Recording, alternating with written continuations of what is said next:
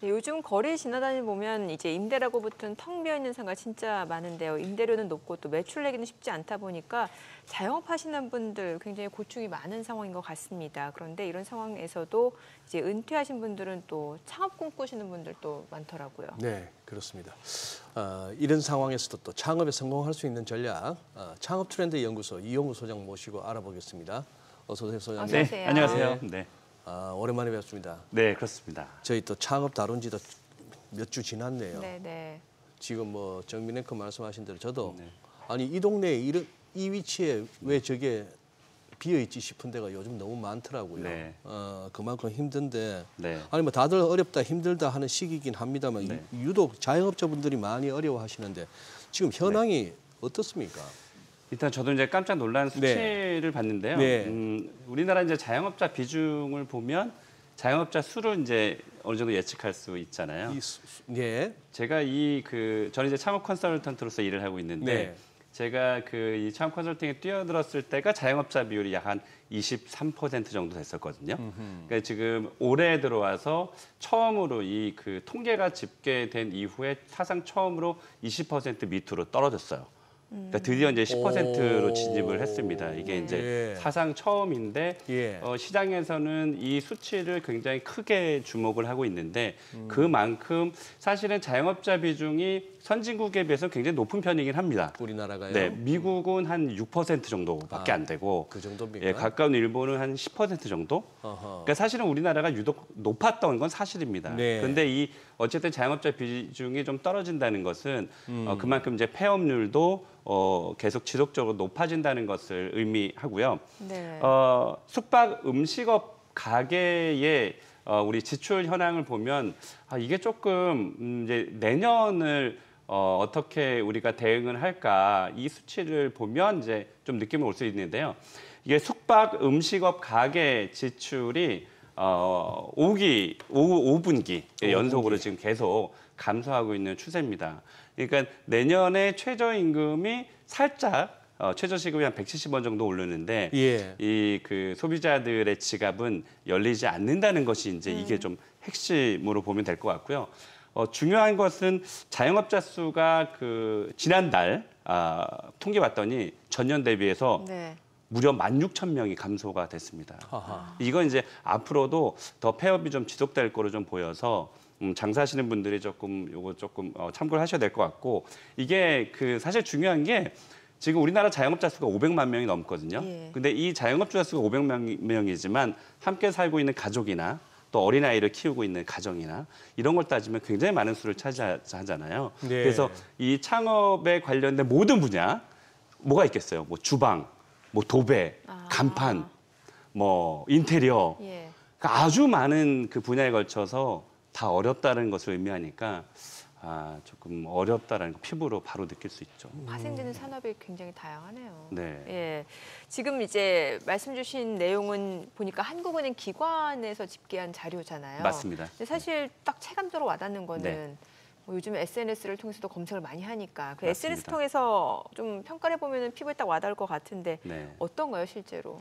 제가 두 가지의 빅데이터 도구를 보는데요. 하나는 이제 우리 포털 사이트에서 우리 이정민 앵커께서도 뭐 검색하면 이제 포털 사이트에서 검색 많이 하잖아요. 유튜브. 맞습니다. 유튜브, 뭐 네이버, 뭐 다음, 뭐 많죠. 네.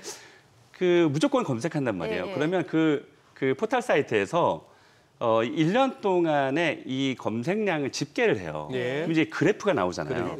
굉장히 유의미하잖아요. 그중에 이 하나를 저는 보고 또 하나는 SNS, 우리 앵커님도 인스타그램, 뭐 블로그 많이 하시지 않나요?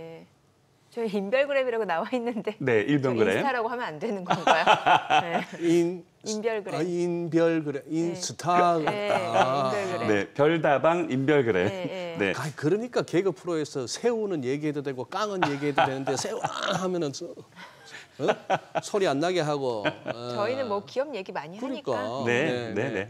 그래서 저희 창업자분들도 알아들으시니까 그래서 저희가 저 같은 경우도 인별그램은 매일같이 하거든요. 그래서 이거를 저희가 이거는 이제 SNS 이제 집계인데 1년 동안에 이게 창업이라는 키워드를 언급하고 있는 네, 그 그래프의 추이를 보시는 겁니다. 아하. 저기 그 중간 정도에 우뚝 솟은 게 올해 3월, 4월 정도. 원래 봄에 창업 시즌이에요. 네. 올 봄에. 그렇습니다. 네. 그래서 그때는 이제 언급량이 굉장히 많은데 그 이후에 여름을 지나서 이제 가을 이게 최근 것까지의 추세거든요. 근데 가을도 원래 창업의 계절이에요. 그래서 가을도 뛰어야 되거든요. 네네. 근데 모든 언급량이 밑으로 하얀 곡선을 그리고 있다라는 것 자체가 창업에 대한 관심이 이전에 비해서 많이 여름이 떨어지고 피크였네요. 있다라는 것을 의미해요. 뒷부분에 와서는 아예 관심이 뚝 떨어졌다는 게 저 그래프 도표상으로 보이네요. 맞습니다. 그리고 최근에는 저 빨간 게 이제 인별그램의 언급량인데 네. 최근에 10대나 20대, 30대 분들이 인별그램을 많이 활용하거든요. 네네. 그래서 요 추이를 잘 유심하게 보는 것도 굉장히 중요합니다. 그래서 저 추이가 얼마큼 떨어지는지 이것을 우리는 좀 예의주시를 해야 될 것 같습니다. 네. 소장님 혹시 흑백요리사 보셨어요? 얘기만 들었어요. 잘 나갔다면서. 잘 나갔다. 그걸 안 보시면 한번 어떡하십니까? 보세요. 아파트도 들어보시고 흑백요리사도 보시고. 아파트는 예. 들어볼게요. 예, 한번 보세요. 윤수희 씨 거 말고. 네네, 로제하고 브루노 마스. 한 아파트도 들어- 윤수희 씨 거는 저 가수 없어도 지금 끝까지 다 부를 수 있어야지. 시장 좋을 때만 불러주시면 될 것 알겠습니다. 같고. 흑백요리사가 엄청 인기가 좋았잖아요. 그러다 보니까 네네네. MZ 세대들이 심지어 요식업 국감에 의원 네. 국회의원도 그 뭐 요리사 복장을 하고 나올 정도니까. 그러니까 그거 모르시면 안 됩니다. 안 보면 안 된다. 네. 예. 그래서 MZ 세대들이 요즘 요식업 관심 많이 갖는 것 같더라고요. 맞습니다. 예. 그러니까 이게 그 우리나라 지금 외식업 분야에 약간 좀 훈풍 같이 따뜻한 바람을 좀 일으키고 있는데 흑백요리사가 엄청난 인기를 끌고 있잖아요. 제가 최근에 저도 이제 30년 가까이 이 컨설팅 일을 했는데 네. 처음으로 고등학교에서 특강을 불러줬어요. 예. 그러니까 그게 뭘 의미하겠어요. 예. 지금 우리나라가 이제 우리가 옛날에 이렇게 국룰로 되어 있던 게 고등학교 졸업하면 무조건 대학을 가야 된다. 무조건 대학 가라. 이게 이제 국룰이었는데 지금은 제가 방금 전에 그 언급량을 말씀드렸지만 빅데이터 도구의 언급량들을 보면 네. 이 10대의 언급량이 계속 높아지고 있어요. 네. 그래서 아이들이 이제 대학교 가는 게 무슨 의미가 있느냐라고 네네. 생각하는 사람들이 많아졌고 네. 이렇게 흑백 요리사라든지 이제 그 외식업에 관련된 프로그램이 자꾸 이제 노출이 되면서 이제 고등학교나 대학교 학생들이 바로 취업하지 않고 창업에 바로 뛰어드는 사람들이 굉장히 좀 많아졌다는 것을 의미하고요.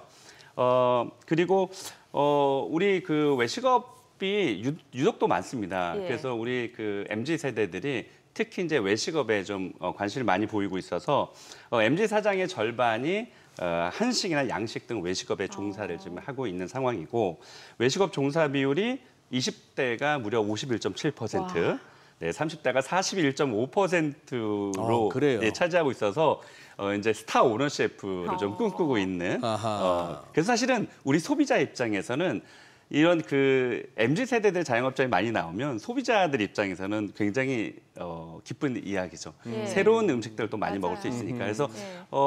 그 경기는 굉장히 어려운 상황이지만 네. 20, 30대 이런 MZ 세대들이 창업시장에 많이 뛰어든다는 점도 좀 고무적인 것 같습니다. 예.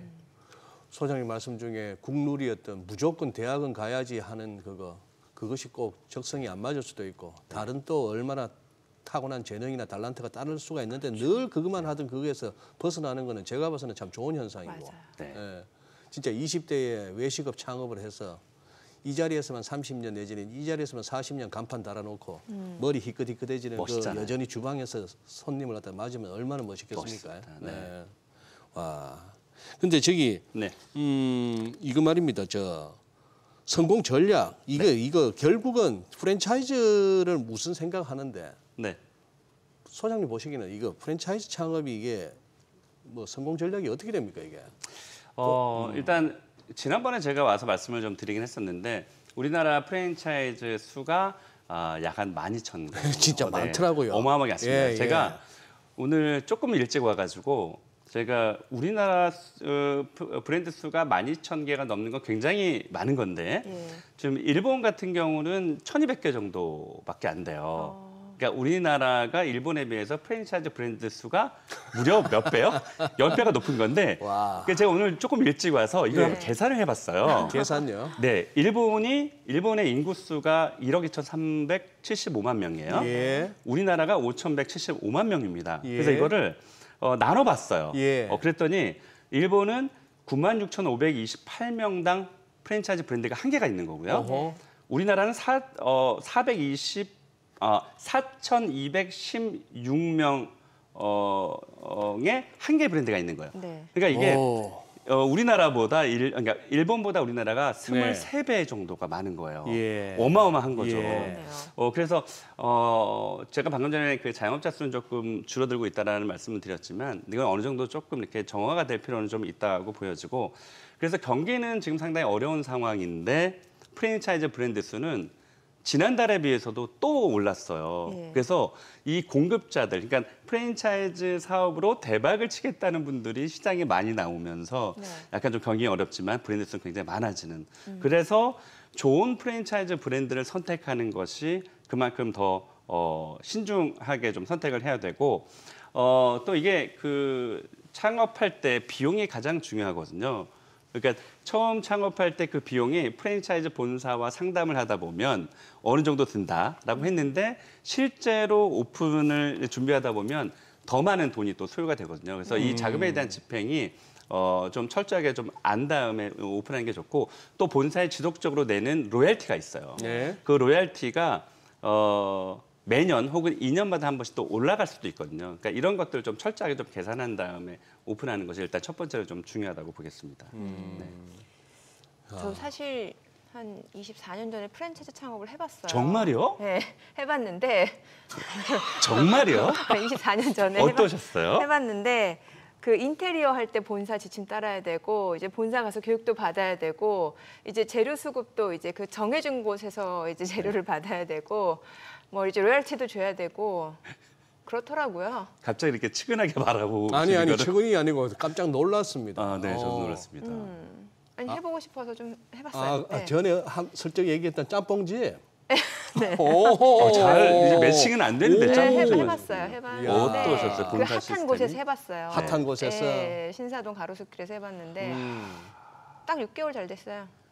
지금 신사동은 거의 뭐 공실률이 한 40%에 맞아요. 가까울 정도로 굉장히 네. 어려운 상황인데 어려운 일을 하셨군요. 네, 경험이 됐어요. 네, 네, 근데 이렇게- 요즘에도 그래요? 프랜차이즈 창업하면은 그렇게 다 그때랑 비슷한가요? 맞습니다. 프랜차이즈는 오히려 그 프랜차이즈 법이 더 강화가 되고 네. 또 발전이 돼서요. 이게 이제 프랜차이즈로 처음 이제 오픈할 때는 프랜차이즈 본사 입장에서는 모든 것을 다 해주는 것 같지만 네. 뭐 해보셔서 느끼셨겠지만 뭐 다는 아니지만 일부분은 일단은 가맹 계약을 하고 난 이후에 공사 들어가서 이제 오픈을 하게 되면 그 다음부터는 잘 신경을 안 쓰는 게 맞아요. 사실입니다. 네. 일단 그래서 처음에 이제 계약할 때 그 꼼꼼한 계약 관계가 굉장히 또 중요하고요. 네. 프랜차이즈 창업은 어쩔 수 없이 싫어도 본사가 원하는 시스템대로 따라갈 수밖에 없어요. 왜냐하면 그러지 않으면 네. 나중에 그 해제 통보가 날라올 수 있어요. 그래서 어쩔 수 없이 그래서 본사를 선택하는 게 그만큼 되게 중요한 거고 네. 그래서 본사의 방침대로 운영은 하되 별도로 슈퍼바이저나 본사에게 내가 원하는 것들을 조금 별도로 요구하는 것이 굉장히 좋고요. 그리고 그 가맹 그 창업 초반에는 본사에서는 매출에 대한 향상의 노력을 굉장히 많이 하지만 결국에는 내가 다 짊어지고 가거나 내가 성공을 해도 내가 해야 될 일들이기 때문에 본사와 그러니까 본사와 가맹점 간의 관계가 굉장히 원활하게 좀 유지하는 게 좋고 또 한 가지 좀 팁은 내가 이제 가맹점 혼자서 본사와 대립 관계를 두면 안 되지만 협력의 관계가 좋은데 다른 가맹점주분들하고 어느 정도 소통을 하면서 현재의 본사에서 지원하고 있는 것들이 다른 곳은 어떻게 되고 있는지 이렇게 그 소통하는 것도 조금 꿀팁이라고 할 수 있어요. 네. 소장님 보시기에 우리 정민앵커 지금 프랜차이즈 창업하면은 잘 될 것 같지 않습니까? 우리 시청자분들 중에 아니, 저는 지금 하면 아니요. 프랜차이즈 안 해요. 네, 저는 지금 방송을 지금 너무 하고 잘하시기 프랜차이즈 때문에 안 저는 해. 이게 잘하는 그냥 걸 자체 하시는 게 브랜드. 제가 자체 자체 창업을 브랜드. 하죠. 오, 네. 그렇지. 이제 아이템만 확실하면 아이템만 확실하면. 아, 현황 그래. 관리가 힘들더라고요. 아니 그래서 맞습니다. 이게 힘들긴 한데 예. 최근에는 아까 말씀드린 흑백 요리사 이런 것들 나오면서 예. 스타 셰프가 이제 나오니까 예. 개인 창업하시면서 그거를 자자손손 물려주는 게 더 좋을 수도 있습니다. 네. 아니 지금 살짝 언급하셨지만 이 직원 관리. 네. 아니 근데 대부분의 제가 아는 지인분들만 하더라도 네. 자영업을 하시는 분들이 뭐 알바가 됐건 월급제가 됐건 이 직원 때문에 소갈이를 하시더라고요. 갑자기 출근 안 해요. 갑자기 출근 안 하고 연락도 안 되고. 너무 말씀을 잘 주셨어요. 네. 지금 현대 창업에서 가장 중요한 이슈가 바로 인력 채용하고 관리예요. 예. 네. 근데 이것도 조금 많이 달라진 것 같아요. 옛날에는 그냥 뭐 열정페이도 있고 진짜 옛날 말이지만 열정페이. 이제 이제 그걸 오래시죠? 강요하기는 예. 네, 이제 이미 그거는 네. 뭐 떠난 이야기고 네. 그래서 결국에는 좋은 인재를 채용하는 게 굉장히 중요하고 좋은 인재를 채용한 거가 중요한 게 아니라 채용한 이후에 그에 따른 합당한 보상을 하는 게 중요하고 네. 직원이나 알바분들은 결국은 돈을 벌기 위해 그 가게에 출근하는 거라서 예. 다른 쪽에서 돈을 더 많이 주겠다 그러면 그쪽으로 갈 수밖에 없는 상황이 벌어지고 있어요. 예. 그래서 그 직원 관리하는 게 굉장히 어려운데 이왕이면 사장 혼자 예를 들면 이번 달에 매출을 5천만 원 해야지 그거는 혼자만의 목표를 갖고 있으면 직원들이 그 목표를 따르지 않습니다. 그렇죠. 그래서 직원들과 함께 우리도 여기도 이제 시청률이라든지 이런 목표가 있는지 모르겠지만 예. 함께 그 직원들과 구성원들과 공유하면서 네. 그 목표가 이루어졌으면 그에다 합당한 보상을 하고 함께 으쌰으쌰하는 그런 분위기를 사장님이 만들어 주셔야지 나 혼자 돌격 앞으로 해봤자 직원들은 따라오지 않는다. 근데 요거는 제 개인적인 경험에 입각한 어떤 창업을 염두에 두신 분들한테 대한 제가 드리고 싶은 팁인데 네. 뭐 알바라고 하시죠. 이렇게 했을 때 네. 예를 들어 저희 동네에 네. 하기 좋은 말로 네. 파리마켓도 있고 뚜레쥬르도 있고 그것도 뭐 몇백 미터 거리에 다 있습니다. 네. 저 빵 좋아하고 커피 좋아하고 가는데 네.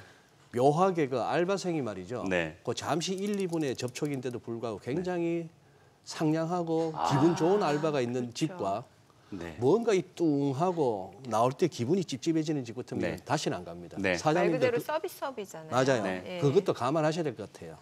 그 이유는 100% 뭐냐면 네. 그 사장의 철학이 굉장히 중요한데 사장이 그렇게 하지 않기 때문에 직원도 그렇게 하는 거거든요. 아하. 네, 사장이 나서서 예, 뭐 예. 청결하게 하거나 손님들에게 서비스를 잘하면 직원은 맞습니다. 따라갈 수밖에 없습니다. 네. 네. 해보니까 네. 해보니까 딱 나올 타이밍도 중요하더라고요. 해보니까. 아니다 싶으면 빨리 손 털고 나와야 되는 사실 타이밍이 그게 있더라고요. 가장 중요합니다. 네. 그래서 저희가 흔한 말로 네. 우리가 창업 시장에 들어올 땐 창업, 네. 그러니까 들어갈 땐 부동산, 왜냐면 네. 좋은 입지에 들어가야 되니까 네. 들어갈 땐 부동산, 운영할 땐 창업, 또 나올 때는 부동산이라는 얘기들이 있어요. 맞아요. 그러니까 그 나올 타이밍을 정확하게 맞춰야 되는데 제가 아까 말씀드린 대로 빅데이터 도구를 쓸 줄 알아야 되는데 포털 사이트의 빅데이터 도구, 그러니까 언급량, 네. 그리고 아까 말씀드린 예. SNS 언급량을 보면서 내가 지금 하고 있는 프랜차이즈 브랜드가 어느 정도 현재 위치인지를 잘 볼 필요가 있거든요. 네. 그래서 빠져나갈 엑시트할 그 타이밍을 그 빅데이터 도구를 보고 나의 매출 추이를 보면서 적절한 시기에 빠져나가는 것이 굉장히 중요합니다. 결국 여기도 손절 타이밍을 잘 잡아야 돼요. 당연합니다. 맞아요. 예. 당연합니다. 예. 그래요, 소장님 네. 모처럼 나오셨으니까. 그런데 이게 창업이 이게 처음 시작하시는 분들은 아무래도 이 프랜차이즈 쪽으로 자꾸 기울게 되는 게 네. 자신도 없고 또 네. 도움도 필요하고 하니까. 네. 근데 어쨌거나 이 프랜차이즈 창업 준비하고 계신 분들께 특별히 당부하실 말씀이 있다면. 결국은 우리가 예. 이 장사라는 것, 또 예. 창업이라는 거는 그 나와 가족을 위해서 하는 일이잖아요. 근데 예. 이게 대다수의 분들이 이제 그 장사에 매몰되어 있다 보면 예.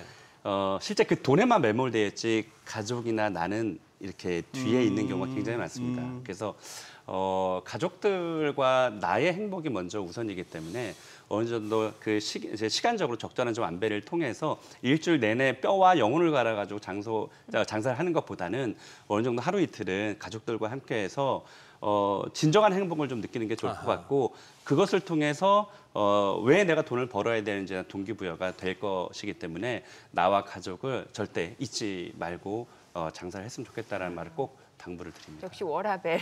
워라벨. 워라벨. 네. 네, 이번 주 떠나십시오. 우리 SBS 비즈를 보는 이유가 이런 겁니다. 이런 얘기 딴 데서 잘 못 듣는데 이렇게 하시면 여기 돈이 되고요. 뭐 이건 얘기만 하는데. 네. 네. 예, 다 진정한 건강하고 행복하게 살자고 그러니까요. 하는 얘기니까요. 네. 네. 네. 오늘 내용 잘 들었습니다. 고맙습니다. 고맙습니다.